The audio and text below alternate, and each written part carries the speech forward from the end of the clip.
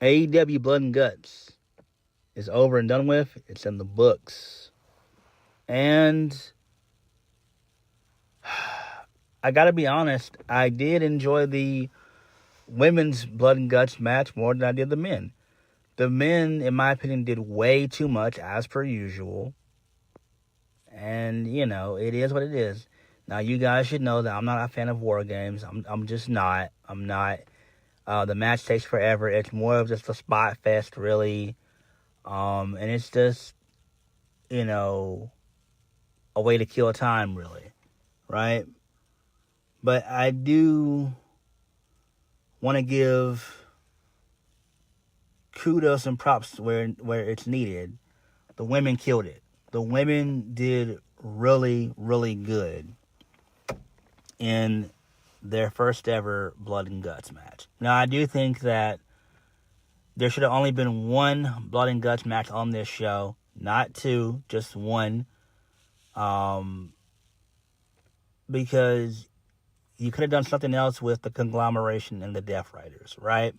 I don't know what, but you could have done something else with those two factions, right? I just felt like, if we're being honest, if I were booking the show, I would have booked the men's Blood and Guts to open up the show and the women to main event the show. That's just me, though. That's just me. I just like the women's War Game match, Blood and Guts match, better than I did the men's Blood and Guts match. That's just me. That's just my opinion, and I'm entitled to it. So let's go ahead and get into AEW Blood and Guts from November the 12th, 2025. So we kicked the show off with the first match of the night.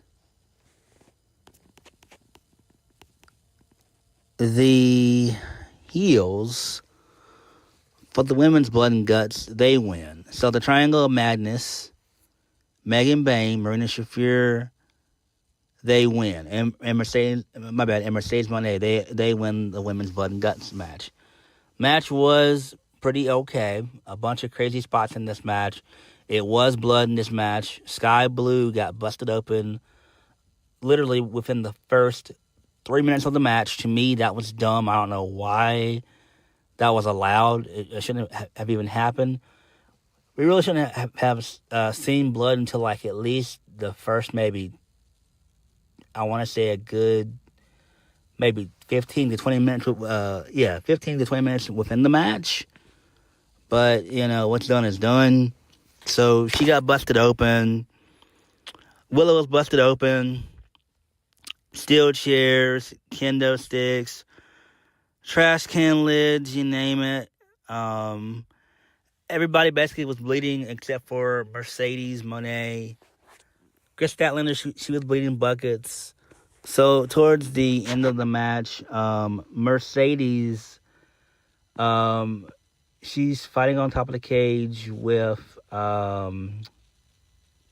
Statlander did a Samoan drop through the table, and both of them were out for the count, so they didn't come back at all for the rest of the match. Harley Cameron, she took some nasty bumps in this match as well. Thekla kicked some major ass. She ended up doing several double spears to the babyfaces involved in this match. So, in the middle of the match, or towards the end of the match, can't remember which one, I wasn't really paying attention, but Julia Hart, she's tiny. She's got to be about 120, 130. She was able to slide through the cage, which was cool. I thought that was a pretty cool spot there. So you're able to, come through the spot there. They all do a massive brawl on the outside, all 12 women. They ended up bringing in thumbtacks in the match as well. So basically, Toni Storm, she gets the upper hand. She's about to do the Uso hip attack, that Jada Parker, that Jay Uso does, Jimmy Uso does, and then the Hypnotic that Jada Parker does as well. So Marina Shafir ducks that. She hits her with broken glass and everything. It was a nasty spot. So then, basically, what happens is the baddies, they beat the shit out of Mina Shirakawa. They kick her ass big time. And Toni Storm is just forced to watch. She's in a bunch of submission holds, and she surrenders, and the heels win. So Mercedes Moné, Megan Bayne, Marina Shafir, and the Triangle of Madness, Tekla, Julia Hart, and Sky Blue, they win the match. This makes sense. So good stuff there. I do actually like this. I do. If you paid attention in the match, you kind of figured that the babyfaces were going to lose here. It would just make sense. But the match was really, really good. I enjoyed it. I just wish that they would have toned down the blood and some of this stuff. But hey, it's AEW. They can do whatever the fuck they want to do. But it is what it is, man. You know what I'm saying? So it is what it is. It's fine. Right decision was made, I guess. Although I don't know why Marina was in this thing. Well, I do know, but she's the one that put Toni Storm out of her misery, which was dumb as hell. But whatever. So there is that. Moving on from that. So we get some downtime in the show. It involves the Young Bucks and Okada and them. So my bad. Josh Alexander and the Don Costa family, they beat up Jurassic Express. I'm sorry. Josh Alexander says about the message sent, you don't mess with family. So Don Callis wants to know when are the Bucks going to join the Don Callis family. And Kenny Omega is going to be back next week. So I guess they'll do their answer at the go-home show before Full Gear. That's fine there. Moving on, this leads us into Hangman Adam Page defeating Powerhouse Hobbs. Match was pretty okay. Hobbs got some power moves in. He ended up doing the World's Strongest Slam on the steel steps, which was nasty. They ended up brawling towards the end of the match in the crowd and everything. Hangman was able to take off his boot. He hit Hobbs in the forehead with the boot. Hobbs fell over and he crashed and burned through production crates, and sparks went everywhere, which was kind of fucking cool, I would say. And Hangman just goes down to pin him, and he wins. So that's fine. It makes sense. So then Samoa Joe shows up along with the Ops. Joe wants the cage to be lowered. So the cage is lowered briefly. Eddie Kingston Hook, they come out to make the save. So the Ops, they retreat. Hangman gets on the mic. Hangman tells Samoa Joe to leave Shibata to leave Shibata and Will Hobbs at home and in the hospital because the AEW World Championship match at Full Gear is going to be a steel cage. So whatever. The crowd popped crazy for this. To me, this is okay, but man, we just had 2 steel cage matches. Like, why would you do this just 2 weeks away? Like, to me, that's dumb. Just 2 weeks later, just to do another steel cage match. I don't know why. It's dumb as fuck, but whatever. I'm not feeling Hangman. So hopefully at Full Gear, MJF returns, and I would say by World's End, have MJF be the one to dethrone Hangman. Enough is enough. Hangman doesn't need a long reign at all anyway. You have MJF win it at World's End, and you continue their feud up until Revolution, and then from there you move forward with MJF. That's what I would do, if we're being honest. So, yeah.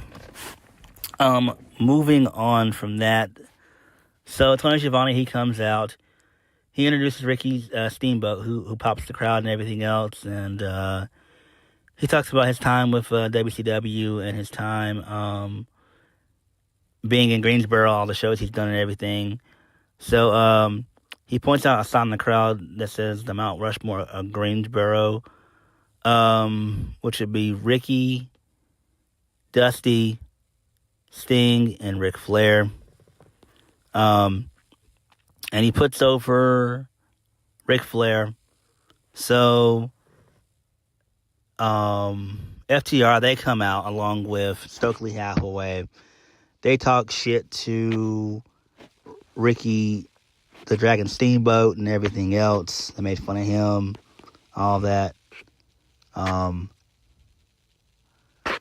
Dax made fun of Steamboat for being a stranger for 13 years. He called that a blessing.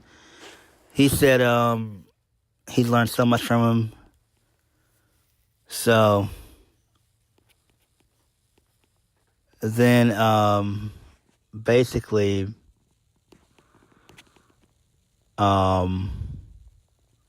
Dax has some more words with Ricky the Dragon Steamboat. Then Brodito, they come out and make the save. And that was it. So that's fine there. I don't care about FTR. I really don't give a damn about FTR versus Brodito. I just don't. That seems more of like a match that should happen on either Dynamite or Collision, not at Full Gear, but what the fuck do I know? But whatever. Moving on. Main event of the evening, men's Blood and Guts. The Death Riders are defeated by Team Darby. So, much like the women's Blood and Guts, this had a ton of violence in it. So, steel chairs, thumbtacks, people set on fire. Towards the end of the match, Mark Briscoe, he was supposed to come out at number 3. He was attacked by the Don Callis family and everything else, so he couldn't be out there. So it became a 4-on-5, basically. Willie Udy ended up starting the match off. I didn't give a damn about that at all. So, it's just a bunch of brawling, blood. This crazy shit happens in this match, basically. I don't feel like going over it.